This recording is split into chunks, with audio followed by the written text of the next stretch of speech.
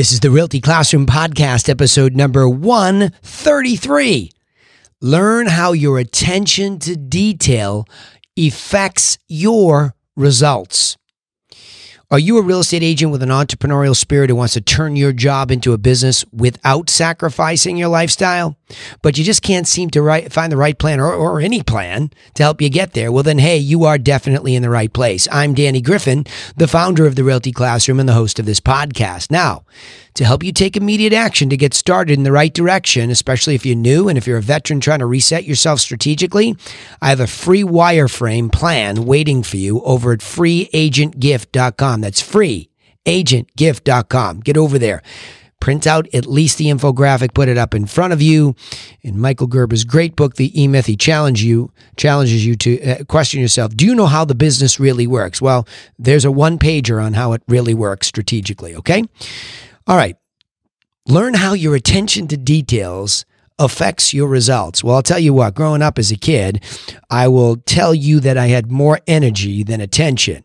I had more go-get-it attitude than I did the ability to sit still. I was talking to the guy that cuts my hair today, super guy. We were talking about ants in your pants. So how do you have detail attention when you just want to go sell something? Let's talk about it, because it's no laughing matter. And in fact, I wished somebody had sat me down and helped me understand how to do this easily without losing all that energetic drive to grow a business, to sell more properties, whatever it might be. So the first point, you must have a plan, he said, as he always says, that has, here's what's new, simple to follow, refined details. Let's talk about that, okay? So in my Realty Classroom, the Realty Classroom Mastermind Coaching Group, those are my private clients. A lot of them I've known for, some of them over 15 years. And we have been at this body of work for a long time, because in business, there are so many variables. Yes, there are some immutable laws about how real estate agency works, no doubt about it. But the variables that you're always working on, it's never ending. It's constant and never-ending improvement of those details. There is always better. No such thing as best when there is better. So best is this thing you're chasing by trying to get better all the time, and that's the game worth playing. I mean, business is a game worth playing because it serves your life. Like I said in the intro every time. Are you looking for something that can help you turn your job into a business so you don't have to sacrifice your life, your lifestyle? I take this very seriously for myself, my own brokerage, my agents, and you. And I don't even know you. I don't know who's listening. But I'm saying this passionately, that you need a plan. And that's where it starts. Now, even though I had ants in my pants when I first started the business, and I had a very big why, I was becoming an entrepreneur in a different business. I had little kids at home. I needed to make this work. So I had a big why. So you can imagine that energy, it makes you want to go forward. But at least at that point in my life, I had enough business experience and enough business intelligence to understand I needed a plan. So this was really before the easy internet days. I know the internet existed, but you didn't jump on anything and go look for it. You needed to find a mainframe somewhere where maybe this was sitting out there. Or you did what I did, and you went to your local Barnes & Noble and you went looking. And I remember going to the real estate section, and I had just come out of the finance business, and I knew that the best big companies had plans, and I envied all those entrepreneurs and those business people who had these plans, and I wanted a frame. And I know that venture capital, you're always demanding from somebody, what's your plan? Let me see your plan. What's the detail, etc. So I went looking, and you could have heard the crickets, and you could have seen the tumbleweeds rolling down the street as they sat in the real estate section. Yes, everybody had some idea about how to buy and flip, and back in the day, good old Carlton Sheets and some of the original infomercial folks about that. That was plentiful. But looking for real estate agent plan, crickets, nada. So then I went off and I started looking for business plans, and I would go into those, and I was lost because it just didn't seem to relate. And when you went to talk to people in the business and they're asking you for your business plan and you say, well, do you have a wireframe for me? Nope. And I love the guys that first asked me to come on. They even hired me before I had my license, and it wasn't that type of place because they knew that, that this was something I was really after and I had my stuff together. But I didn't because I didn't have a plan. So over time, I started to read some books about small business. So at least I came in a little bit further from the outer ring of the bullseye, and I started to read about small business.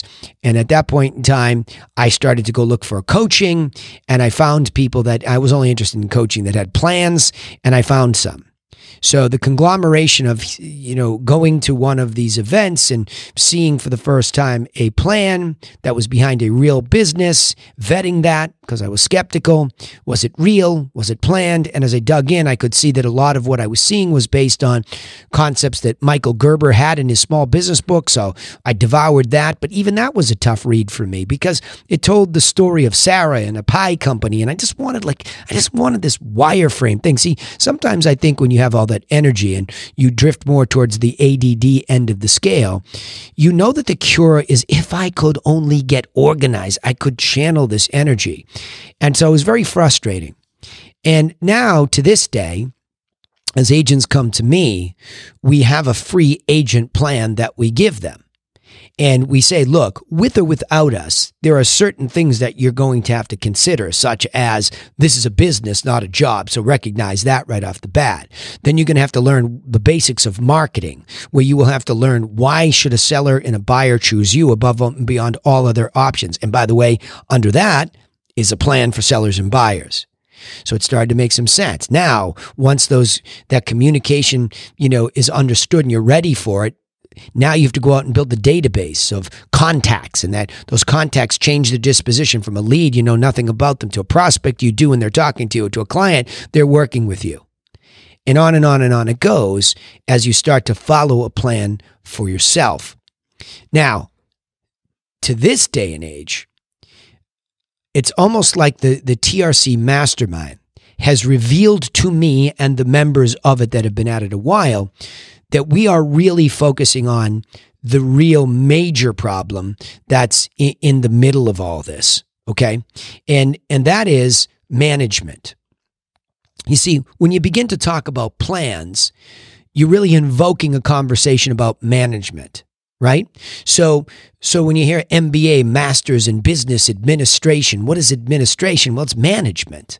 You're trying to administer and manage things. You're trying to corral all these variables. And if you really look back at some of the studying I did after Gerber, I went and looked at some of the greatest businesses, and really through Napoleon Hill's work, where he talked about laws of success, you really see the roots of business. And he relied very heavily on that whole body of work on Henry Ford and his systems. That's when it's like, oh, now I get it. Now I get it. A business is like a Henry Ford assembly line, no matter what it manufactures, even if it's a service. You can productize in your head the service, and you're going to get up above the assembly line like a manager would to see how the pieces come together to produce the end result. Now, a lot of people would think it's the Model T coming off the end. Well, really, for us, it's the past client who's happy, who's likely to repeat and refer. I know you want to talk about money. Money goes out, money comes in, and the profit is what you're after. So you want to refine what goes out and leverage it to its hilt. Get the best margin you can when it comes in, so we have a going concern that can keep going. But the production of a past client who's happy, who's likely to repeat and refer, is an accelerant to all that. So that's how you start to get up above it and you see it. But even when it became logical to the group and we started to go down into these mind maps, we want to talk about a marketing module mind map. Then we want to bridge the gap between that and conversion with a telemarketing mind map. The outbound calling, the real progressive, go get the business, don't wait for it. Then we get into client care management. So we started to go through all these things as managers, and we got very specific: what to do, how to do it, and who should do it. We're going to go there, okay, in the next episode. But I want to stay with this. The next point in this episode is you must not allow your human discretion to interfere with all this. So today, the reason I wanted to talk about this is on the TRC sales training call, the Realty Classroom sales training call, you would have heard us talking about a script for those telemarketers. So let's go into the management of that detailed situation. So an outbound call to to any type of lead, but in the context we had it today, it was an expired lead, expired listing. You could see that we have, as a mastermind management group, come up with a very clear plan on what to say to the consumer that is of service to them first before asking for anything. So the differentiator is you must get these 4 lines out of your mouth precisely. Precisely. And if you don't, you could be 1 degree off and you could say, oh, it didn't work for me. No, you didn't know it precisely. And why precision mattered, why the detail mattered, because you allowed for your human discretion to interfere. So let me be specific about that. So one gal sent me a recorded call that I could listen to both sides of the conversation. Remember, the consumer's the hero here. So we're listening to how they react, and we're hoping that what we've written and we adhere to in detail is precise and effective. This is a results-based program. It's not hope. We want a result. We need a result, meaning we need a positive conversation that leads to a package being delivered that opens up a conversation about when an insightful meeting could take place. Okay. But you could hear in the craziest subtle way. Now, I'm trained to hear this at a very, very high pitch, like a dog hearing a whistle blow that nobody else can hear. I can hear it, boom, like that, because my brain is trained at such a high detail level at this point. I could hear it. It's obvious to me. So I call it out. And that's why they come to me for that kind of aggressive coaching. It's not a patsy kind of program. This is not for the soft. This is for the motivated, the ones that really want to get a result. So this gal was in the hot seat with me, and she's been great. Her evolution has been great. But in the beginning, you could hear this voice come in that was a little bit apologetic. And that's not what these folks are looking for. The consumer is silently begging to be led, goes the saying, and especially after something's failed. So our ability to concisely articulate something hinges on these little these spots where you don't take a breath, even right down to a question mark. Danny, that's the opening line to a script. Danny, but there's no pregnant breath after it. It is, Danny, this is so-and-so calling from XYZ Realty. The reason I'm calling is because I saw this happened.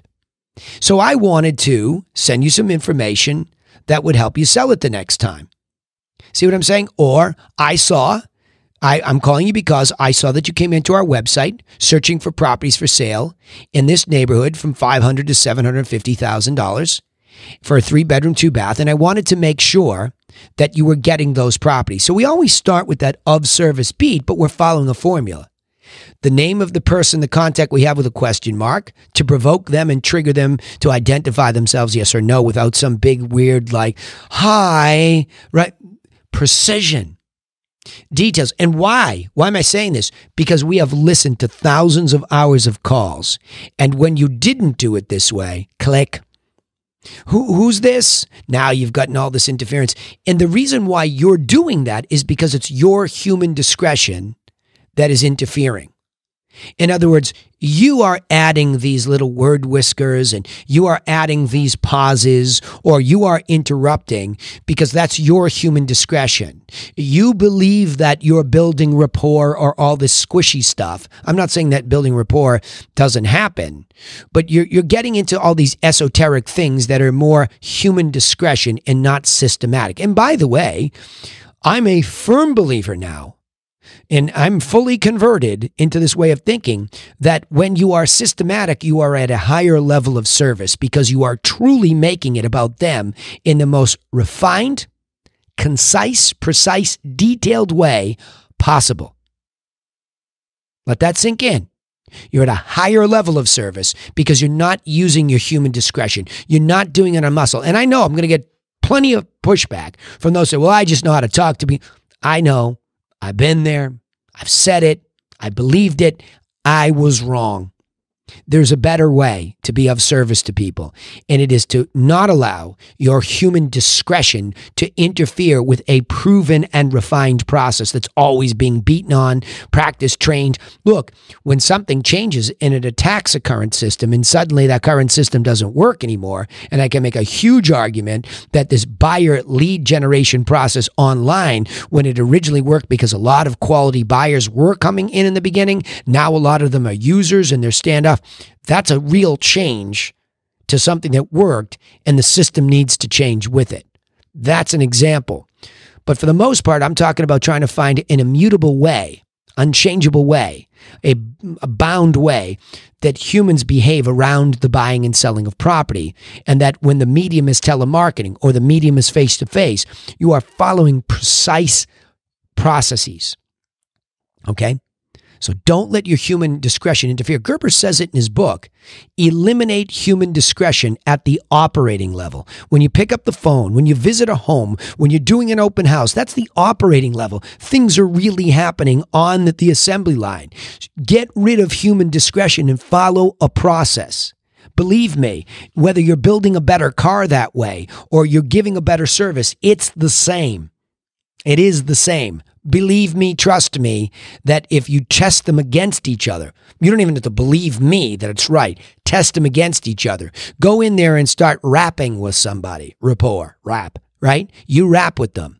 Then go in there and follow a system with them. Watch the difference in the way that everybody feels more organized and controlled. And when a consumer feels like they have some control or they understand a simple system, they're more likely to lean into you and work more with you on that call, work more with you in the presentation, get in the field with you, listen to you, right? All right, let me go to the next thing. Your emotional state will override your logical state without training.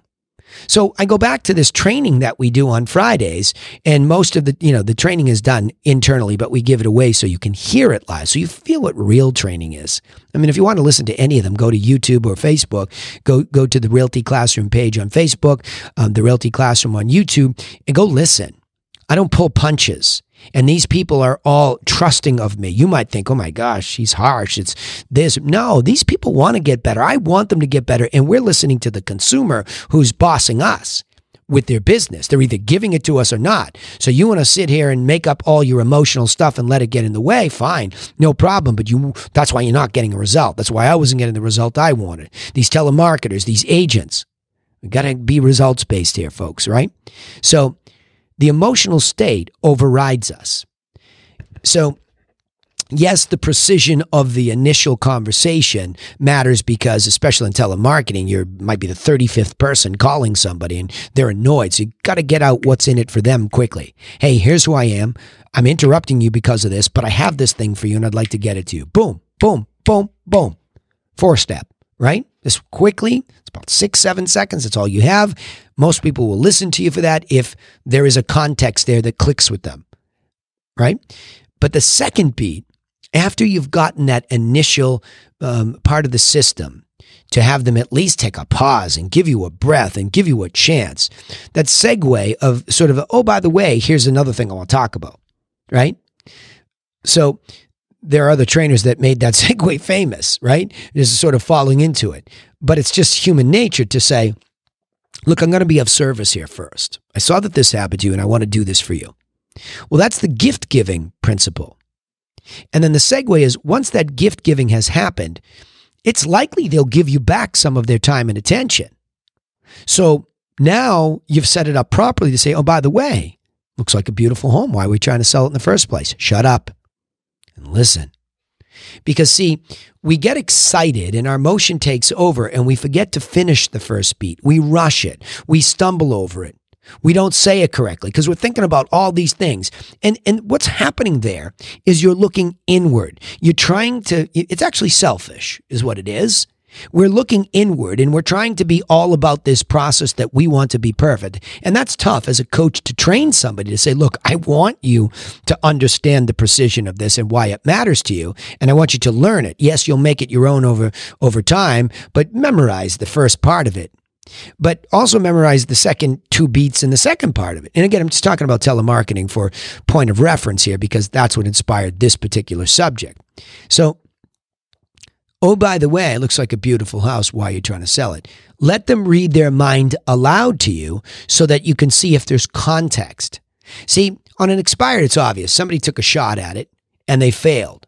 You want to send them your best stuff for free, the what to do, without you even. Okay, here's what to do. It's a plan. It's a system. Most people are jonesing for a system. So here, you can have one. You can have mine. And plus, I'm going to give you 5 or 6 properties that sold around you. If you think you're smart enough to figure it out yourself, that's a pretty good start. But, by the way, now that I'm sending that to you with no obligation, I'm curious why you're trying to sell it in the first place. And you're listening for a real reason. Because you've been of service first. And by the way, I'll apply this to the buy side in a second too. You've been of service first, but now you're trying to see if there's other service opportunities. Can you turn them into the company's prospect? They're just nothing more than a lead at this moment, but why are you trying to sell it? And listen, do they have a real reason? And this is where you want to be logical. Stop being so emotional and not listening to them. It's a conversation starter. Why? Why are you trying to do it? Why are you trying to buy a house? And when you hear it, just as a logical human, does that sound like a real reason to sell or buy? And does that sound like a real reason to sell or buy soon? Because then you can ask the refinement question, which is another detail. So why is a detail? Let them go into their details. And you don't need to memorize and take notes feverishly. Oh, they put new wood floors in and they did this. No. Why? Because this remote learning, this remote working thing has changed learning too forever.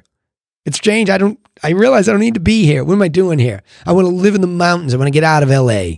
That's what this one was about. Or I want to get out of Palo Alto. I can live anywhere, right? That's a big reason. All of a sudden, somebody wants a big lifestyle change. They're free. It sounded like the guy was breaking out of jail. And so the idea was, okay, let him talk. But you could hear, you could hear her. And that was emotion.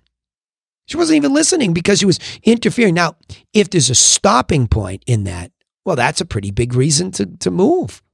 On a scale of 1 to 10, how motivated are you to move? Because he had given her some time frame. He said, well, look, we took it off for the holiday. We didn't see much sense in that. We figured we'd pop it back on in the spring, and I'm very motivated in the spring. And she missed it all. Because she was so worried emotionally about turning the corner to book an appointment, which, by the way, all of you forcing appointments on people, stop doing it. You're just missing thousands of dollars. Anyway, I digress into another one of my pet peeves. So your emotional state will override that logical state and you stop listening. Don't do that. And don't do that at the table. Get outwardly looking and listen to these people because what they're revealing to you is what's going on because they would like your help if you're not a creep. Right? Who's just trying to get what you want. Don't do that to people.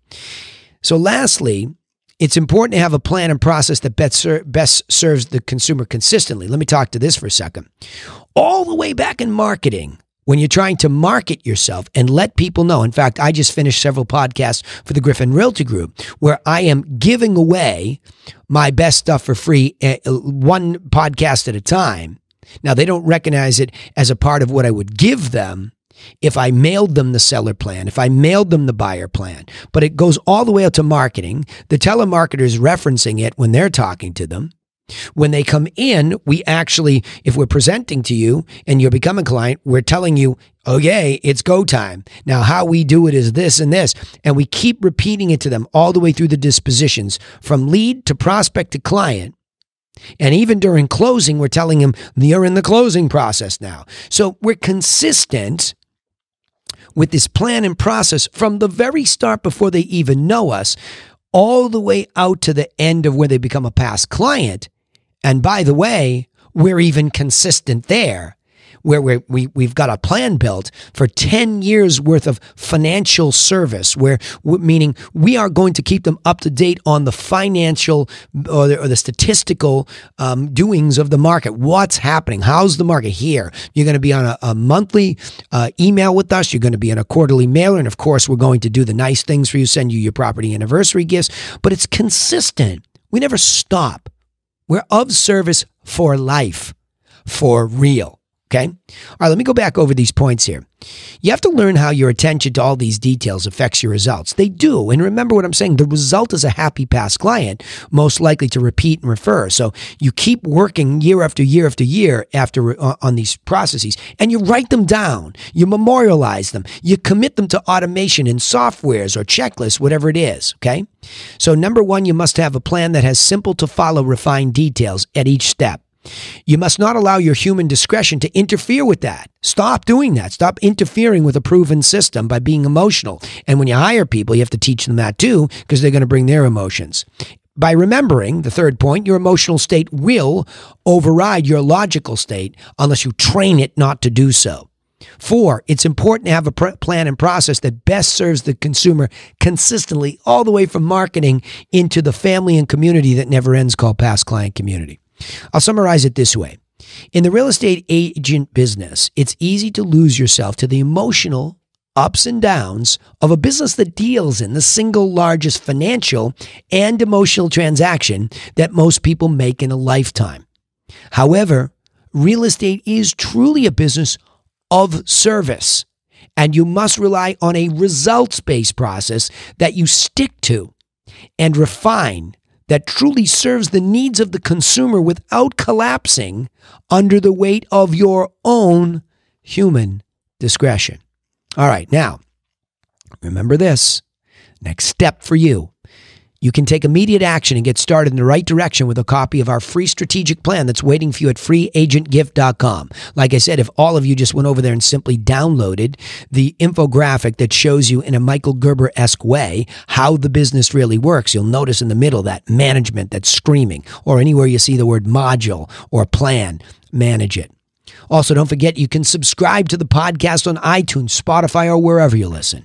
We also broadcast our live sales training calls, the ones I referenced today, on Facebook and YouTube every Friday at 1 Eastern Time. So remember to turn on those page and channel notifications for the Realty Classroom, and you won't miss the reminders. We'd also appreciate it if you would comment on our post. Let us know what you think, and I'd love to know.